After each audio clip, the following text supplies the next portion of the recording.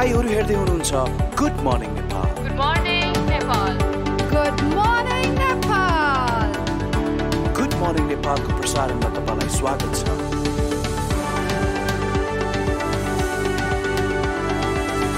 नमस्कार, good morning, शुभ प्रभात। कान्तिपुर टेलिभिजनको बिहानी विशेष प्रस्तुति कार्यक्रम गुड मर्निङ नेपालमा यहाँहरूलाई हार्दिक स्वागत गर्दछु।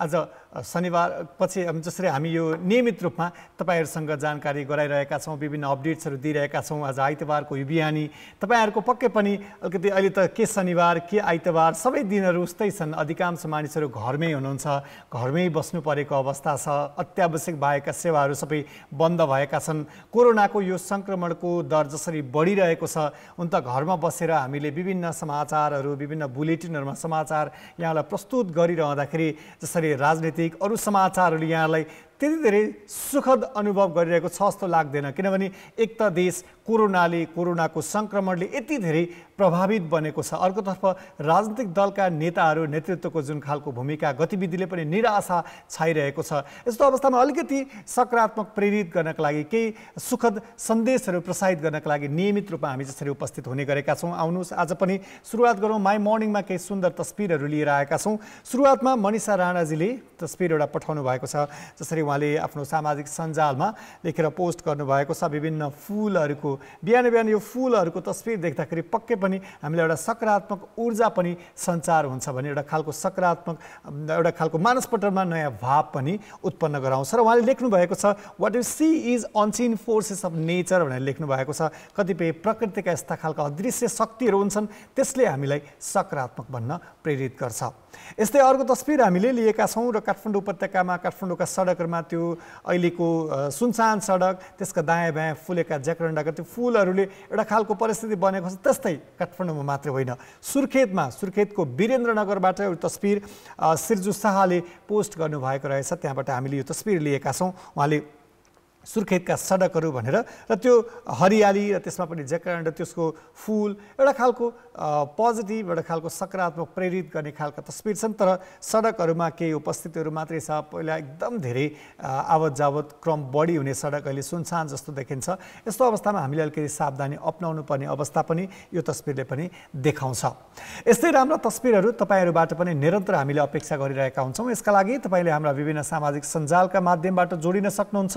फेसबुकमा KTV.gmn गएर खोज्नुभयो भने यहाँले हामीलाई भेट्न सक्नुहुन्छ भने ट्विटरमा @official GM नेपाल हाम्रो ट्विटर ह्यान्डल रहेको छ। त्यहाँ गएर मेन्सन गरेर केही तपाईँहरूसँग तस्बिरहरू छन्, तपाईँलाई राम्रो लागेका तस्बिर, दृश्यहरू वा केही विषयवस्तुहरू छन् भने मेन्सन गरेर हामीलाई पठाइदिनुहोस्। हामी त्यही आधारमा कार्यक्रममा ती विषयहरूलाई प्रस्तुत गर्दै जानेछौँ। आज अलिकति हामी स्वास्थ्य सावधानीको कुरा, नेपालमा कोभिड विरुद्धको यो लडाइँमा के कस्ता हामीले सावधानी अपनाउनुपर्छ, राज्यका तर्फबाट के कस्ता अभियानहरू, के कस्ता प्रयत्नहरू हुनुपर्छ र कोभिड विरुद्धको खोप जुन खालको नेपालमा कोभिडको खोपको जुन अवस्था रहेको छ, हुन त अहिले तत्कालको लागि कोभिड खोप अहिले बन्द गरिएको छ, तथापि यसको प्रभावकारिता के कस्तो हुन्छ भन्ने विषयमा आज हामी डाक्टर जनक कोइरालासँग कुराकानी गर्न गइरहेका छौँ। त्यसअघि अहिले समय भएको छ छोटो ब्रेकको। ब्रेकपछि फेरि आउँछौँ कान्तिपुर टेलिभिजन हेरि।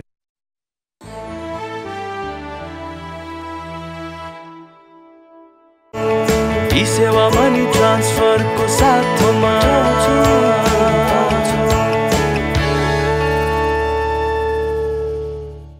पुनः स्वागत छ। कार्यक्रम गुड मर्निङ नेपालका साथमा हुनुहुन्छ। आज हामी अलिकति स्वास्थ्य सावधानी र यसमा के कस्ता प्रयत्नहरू अप्नाइएको छ, यस्तो विषयमा अलिकति हामीले अप्नाउनु पर्ने सावधानी के हो भन्ने जस्ता विषयमा कुराकानी गर्न गइरहेका छौँ। यसका लागि संक्रामक रोग विशेषज्ञ डाक्टर जनक कोइराला हाम्रो सम्पर्कमा जोडिसक्नु भएको छ। डाक्टर साहब स्वागत छ। नमस्ते, गुड मर्निङ। धन्यवाद, नमस्ते, गुड मर्निङ।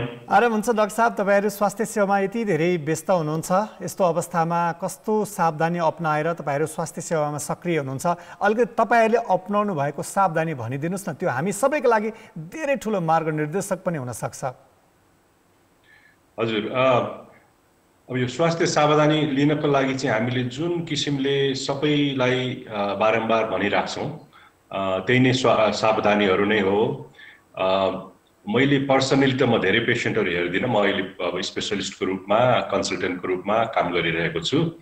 तर जति पनि बिरामीहरू जतिले पनि म हेर्न जान्छु उहाँहरूलाई चाहिँ हेर्दाखेरि आफूले जुन हामीले सबैले पालन गर्नुपर्ने हो, अनि मतलब मास्क लगाउने, अलिकति साह्रो नै बिरामीहरूलाई हेर्नु पर्यो भने बरु N95 भन्ने मास्क पाउँछ, त्यो लगाउने, अनुहारमा पनि भाइजर लगाउने अथवा ठुलो खालको गगल्स लगाउने, त्यो र हातलाई चाहिँ साबुन पानीले धुने, पेसेन्ट बिट्विन पेसेन्ट्स भन्छौँ भने एउटा पेसेन्टबाट अर्को एउटा बिरामीबाट अर्को बिरामीमा जाँदा, अथवा छैन भने साबुन पानी सधैँभरि हुँदैन भने ह्यान्ड सेनिटाइजर लगाएर चाहिँ त्यो भाइरसलाई मार्ने हो। किन भाइरस चाहिँ कि चाहिँ श्वास प्रश्वासबाट सर्छ कि चाहिँ हातमा लागेर हामीले अनुहार छुँदाखेरि अथवा अरूलाई केही सामान दिँदाखेरि अथवा उहाँको हातलाई टच गर्दाखेरि चाहिँ सर्ने हो। त्यो नै हो मुख्य चाहिँ।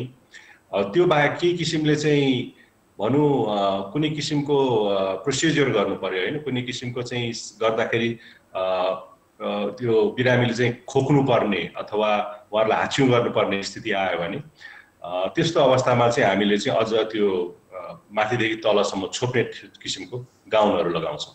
डाक्टर साहब, अहिले यो यस्तो खालको अनुकूल परिस्थिति छैन, यस्तो अवस्थामा अझ यहाँहरू स्वास्थ्य कर्मीहरूलाई कसरी बाँच्ने होला, यस्तो अप्ठ्यारो पर्यो, यस्तो अवस्थामा के कस्ता प्रिकसन्सहरू हामीले लिन सक्छौँ भनेर यति धेरै जिज्ञासा आउँछ होला।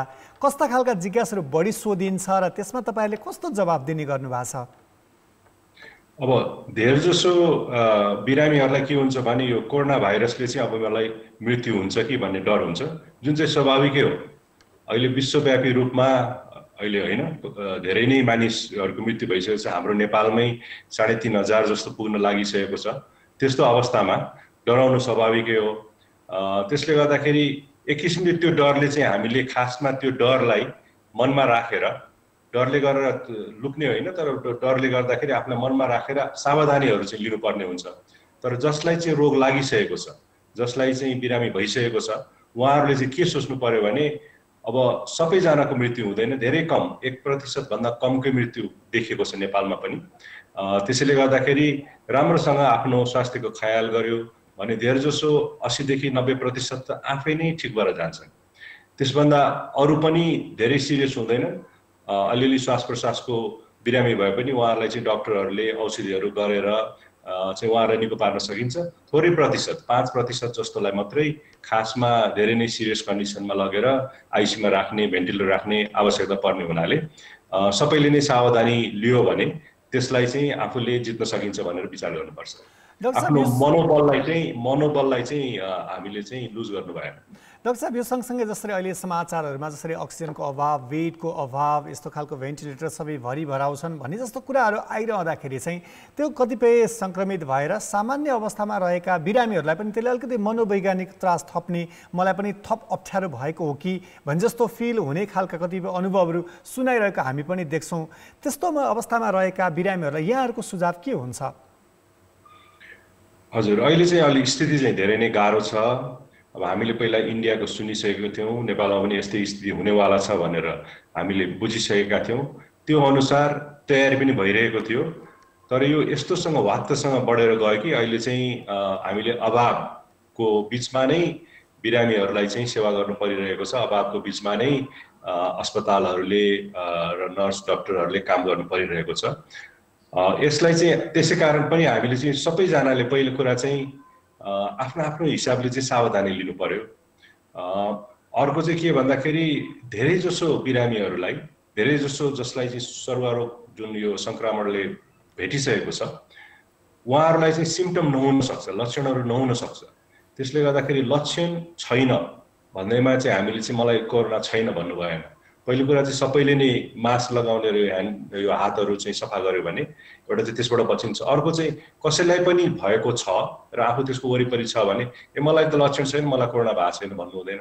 मैले भ्याक्सिन लगाइसकेको छु, मलाई कोरोना हुँदैन भन्नु हुँदैन। किनभने सबैलाई नै कोरोना लाग्न सक्छ र एसिम्टोमेटिक, माइल्ड अथवा एसिम्टोमेटिक अथवा लक्षण नभएका व्यक्तिहरूले पनि एकअर्कालाई भाइरस चाहिँ लागेको हुन्छ, लक्षण हुँदैन अनि मलाई छैन भनेर होस नगर्यो अरूलाई सर्छ। त्यसले गर्दा त्यो किसिमको सावधानीहरू लिनुपर्ने हुन्छ। र अस्पतालमा छैन भन्दैमा ट्रिट गर्न नसक्ने होइन। अघि मैले भने जस्तै धेरै जसोलाई आफै निको हुन्छ र कतिलाई चाहिँ घरमै पनि ट्रिट गर्न सकिन्छ। त्यसले गर्दाखेरि समयमै चाहिँ कमसेकम फोन गरेर अथवा डक्टरहरूलाई भेटेर सल्लाह गरेर औषधिहरू गर्यो भने, म एउटा कुरा चाहिँ के भन्छु भने मेडिकलमा गएर, फार्मेसीमा गएर ल मलाई यो कोरोना लागेको जस्तो भयो, रुगाखोकी लाग्यो औषधि दिनुहोस् भन्दाखेरि त्यो औषधिहरू काम लाग्दैन। यसमा चाहिँ पटक्कै काम लाग्दैन। वा मेडिकलवालाहरूको आफ्नो लिमिटेड नलेज हुन्छ, उहाँहरूले चाहिँ राम्रो सुझाव दिन सक्नुहुन्न। मैले देखेको छु एजिथ्रोमाइसिन एउटा एन्टिबायोटिक, एउटा एन्टिहिस्टामिन भन्छौँ, र एउटा चाहिँ यो खोकी लाग्ने औषधि 3टा दिएर पठाइदिन्छन्, भिटामिन 7 दिएर पठाइदिन्छन्। त्यो ठिक होइन, कुनै पनि यसमा चाहिँ काम लाग्दैन। यसमा चाहिँ स्पेसिफिक औषधिहरू छ जुन चाहिँ डक्टरहरूले मात्रै गर्न सक्छन्, हाम्रो नर्सहरूले पनि अलिकति सक्दैनन्। डक्टरहरू नै चाहिन्छ त्यो चाहिँ कसरी यसलाई चाहिँ म्यानेज गर्ने भनेर। त्यसैले म सबैलाई के अनुरोध गर्दछु भने कोरोना भाइरस चाहिँ रुगाखोकी जस्तो लागेर निस्किन्छ, रुगाखोकी लाग्यो भनेर नबसौँ, रुगाखोकी लाग्यो भने तुरुन्तै जचाउँ, आफूलाई अरूबाट हटाउँ, परिवारको सदस्यहरूलाई इन्फेक्ट नगरौँ र डक्टरको सल्लाह लिइहालौँ तुरुन्तै। यसमा चाहिँ तपाईँबाट अर्को पनि हामीले के सुझाव अपेक्षा गरिरहेका छौँ भने अहिले जसरी पसलहरू कतिपय अत्यावश्यक सेवाका लागि बिहानीको एउटा निश्चित समयमा खोलिएको छ, सर्वसाधारणहरूलाई कस्तो भान परेको छ भने यो चाहिँ सामान्य सबैलाई हिडडुल गर्नका लागि, रिफ्रेस हुनका लागि, घर बस्दा बस्दा दिक्क भएर बाहिर निक्लिनको लागि छोडिएको समय हो जस्तो पनि देखिन्छ। त्यो अत्यावश्यक सेवामा मात्रै भन्दा पनि सर्वसाधारणको यति फ्लो देखिन्छ, त्यसले चाहिँ कतिको जोखिम बढाउँछ? यस्तो अवस्थामा नागरिकले के सचेतना अपनाउनुपर्छ? अब यसमा वास्तविकता भन्ने हो भने अब हाम्रो सरकारले त ननिस्किनु भनेको छ, हामी सबैले पालन गर्नुपर्छ। तर खुल्ला हावामा चाहिँ सरिएको देखिएको छैन। अरू देशहरूमा पनि पार्कसम्म जाने चाहिँ व्यवस्था गरिदिएको छ, तर त्यसको मतलब यो होइन कि हुलभिड चाहिँ गर्नु हुँदैन। अब हाम्रो चाहिँ कस्तो हुन्छ नि, म पार्कमा जान्छु भनेर कतै गएर हुलभिड गरिदिन्छन्, पार्कमा गएर पनि सँगै गफ गरेर बस्दिने, चिया खाइदिने गर्दाखेरि चाहिँ त्यो ठिक हुँदैन। त्यसले गर्दाखेरि अहिले स्वास्थ्य मन्त्रालयको निर्देशन अनुसार जुन चाहिँ आफ्नो आफ्नो घरमा बस्ने, फ्रेस एयर चाहिन्छ। फ्रेस एयर चाहिन्छ भने छतमा निस्किने अथवा अगाडिपट्टि घर अगाडि आँगनमा निस्किने र घुमघाम गर्ने, अरूसँग 2 मिटरको डिस्टेन्स राखेर गर्ने। ई सेवा मनी ट्रान्सफरको साथमा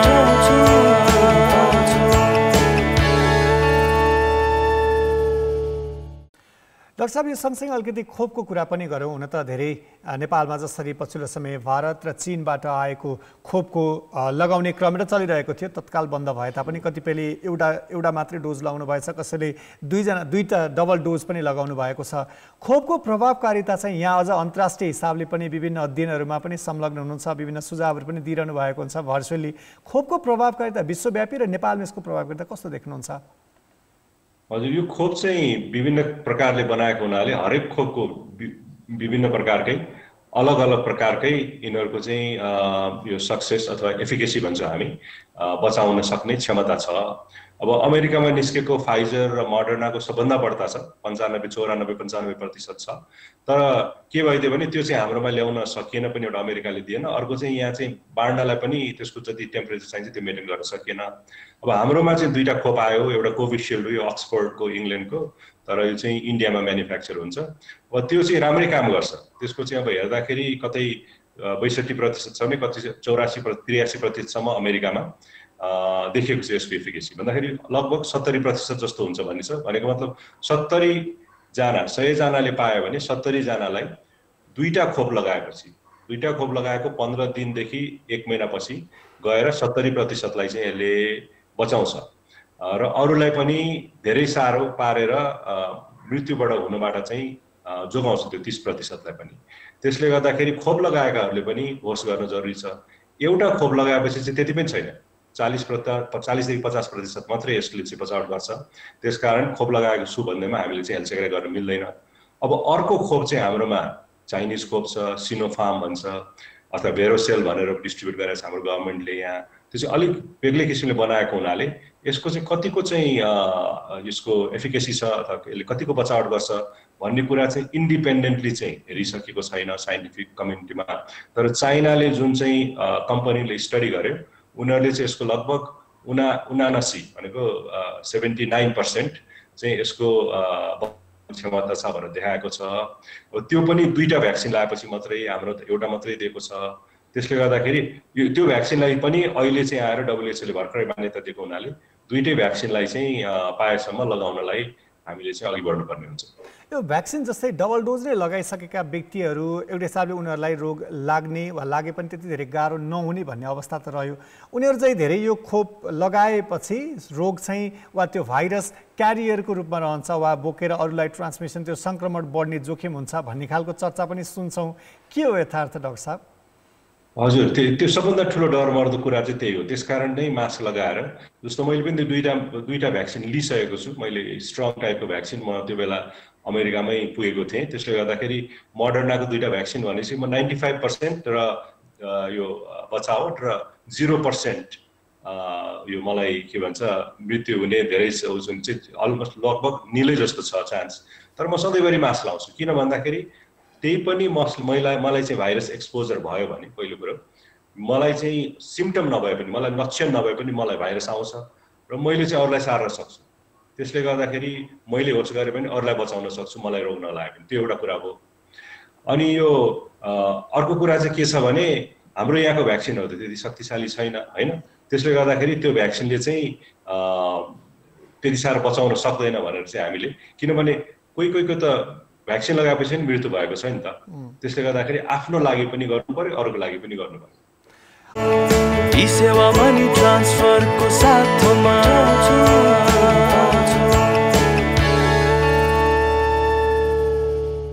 अब अलिकति परिस्थिति त हामीले सुरुवातमै यहाँले भन्नु पनि भयो, कतिपय रुगाखोकी सामान्य हिसाबले हामीलाई त्यस्तो लक्षण देखियो भने चिकित्सकहरूसँगको परामर्श वा जचाउन जानुस् भनेर अहिले अस्पताल पुग्न पनि एउटा खालको असहज परिस्थिति छ। अस्पताल पुग्दा थप अरू सङ्क्रमित हुने हो कि भन्ने डर पनि छ। यस्तो अवस्थामा हामीले अलिकति घरमै अपनाउने वा चिकित्सकहरूसँग भर्चुअली त्यस्तो खालको सम्पर्क वा त्यस्तो परामर्श लिने कतिको अवस्था देख्नुहुन्छ? त्यो कतिको सहज छ, कतिको सम्भावना छ?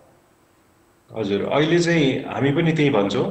अस्पतालमा भिडभाड हुन्छ एउटा कुरा, अर्को कुरा चाहिँ अस्पतालमा ठाउँ पनि छैन। सिरियस बिरामीहरूले नै अस्पताल भरिसकेको छ। कति सिरियस बिरामी अक्सिजन चाहनेलाई पनि अक्सिजन पुगिरहेको छैन भन्ने अवस्थामा धेरै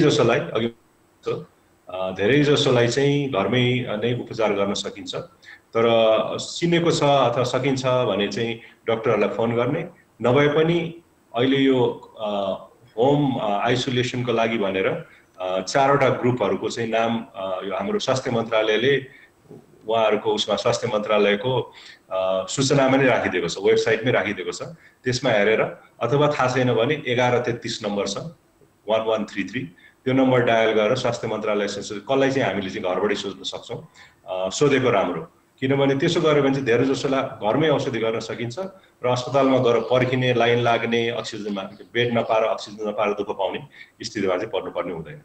डाक्टर साहब, हामी कार्यक्रमको अन्त्यतिर पनि आइपुगेका छौँ। आम सर्वसाधारण र जो सरकारवाला निकायहरूलाई यस्तो असहज परिस्थितिमा यहाँहरूको अपिल के छ? हजुर, अहिले चाहिँ अब मलाई अरू यो निकायहरू जो निकाय जस्तो स्वास्थ्य मन्त्रालयहरूले गर्नुपर्ने कामहरू उहाँहरूले त आफ्नो हिसाबले गरिराख्नु भएको छ, सकेसम्म गरिराख्नु भएको छ। तर मलाई सबभन्दा ठुलो अपिल चाहिँ के छ भने अनि यो एउटा चाहिँ हाम्रो डाक्टरहरू, नर्सहरू, अस्पतालहरू भरिएका छन्, उहाँहरूको चाहिँ साह्रै गाह्रो अवस्थामा छ। त्यसैले गर्दाखेरि सरकारले मात्रै होइन, हामी सबैजनाले नै पालिकाहरूदेखि लिएर यो हाम्रो साधारण यो सङ्घ संस्थाहरू अथवा व्यक्तिगत रूपमा पनि उहाँहरूलाई मद्दत गरिदिने, उहाँहरूलाई कसरी रिलिफ गर्ने भन्ने उपायहरू सोच्यो भने त्यसले चाहिँ धेरै राम्रो हुन्छ। उहाँहरूलाई अरू नभए पनि ल तपाईँहरूलाई धेरै धेरै धन्यवाद भन्ने किसिमले गरे पनि उहाँहरूको मनोबल बढ्छ, किनभने उहाँहरू आफू जोखिममा बसेर पनि त्यो काम गरिराख्नु भएको छ। अर्को चाहिँ हाम्रो मलाई कम्प्लेन चाहिँ कसलाई छ भन्दाखेरि नेताजीहरूलाई, जो चाहिँ आपसमा कुर्सी तानातान गर्नुको सट्टा उहाँहरूले चाहिँ लिडरसिप आफ्नो रोल देखाएर त्यो बेला एकजुट लागेर गाउँमा गएर आफ्नो आफ्नो ठाउँमा गएर उहाँहरूले चाहिँ ल कसरी मद्दत गर्न सकिन्छ मोबिलाइज गर्न चाहिँ उहाँहरूले लाग्नु पर्यो। बरु सकिन्छ भने इन्टरनेसनल डिप्लोमेसीमा इन्टरनेसनली अब कसलाई चिनेको छ उहाँहरूसँग सहायता माग्नु पर्यो। हाम्रो चाहिँ थुप्रै नै सहयोग गर्ने देशहरू छन्, तर हामीले सहायता नमाग्नु गर्न सकिँदैन। त्यसैले मेरो चाहिँ उहाँहरूलाई त्यही नै बिन्ती छ। हुन्छ, यो असहज परिस्थितिमा धेरै हामीलाई काम लाग्ने खालका जानकारीहरू दिनुभयो, कतिपय सुझावहरू पनि छन्। त्यो कुरा चाहिँ तपाईँहरूले जसरी भनिरहनु भएको छ नागरिकहरूलाई पनि अलिकति आश्वस्त पनि बनाउँछ। आगामी दिनहरूमा पनि तपाईँसँग यस्तै कुराकानी जारी नै राख्नेछौँ। अहिलेका लागि यो समय, यो जानकारीको लागि धेरै धेरै धन्यवाद। हस्, धन्यवाद, नमस्ते। उहाँ हुनुहुन्थ्यो सङ्क्रामक रोग विशेषज्ञ डाक्टर जनक कोइराला र आजका लागि हाम्रो निर्धारित समय सकिन लागेको छ। भोलि यस्तै नयाँ विषय र प्रसङ्गका साथ आउने नै छौँ। त्यतिन्जेलसम्मका लागि म नवराज पाण्डे बिदा माग्छु। यसपछि हाम्रो अङ्ग्रेजी समाचार बुलेटिन कान्तिपुर न्युज रहनेछ। सहकर्मी सहारा चित्रकार अङ्ग्रेजी समाचार लिएर आउँदै हुनुहुन्छ। कान्तिपुर टेलिभिजन हेरिरहनुलाई यहाँको दिन शुभ रहोस्। नमस्ते।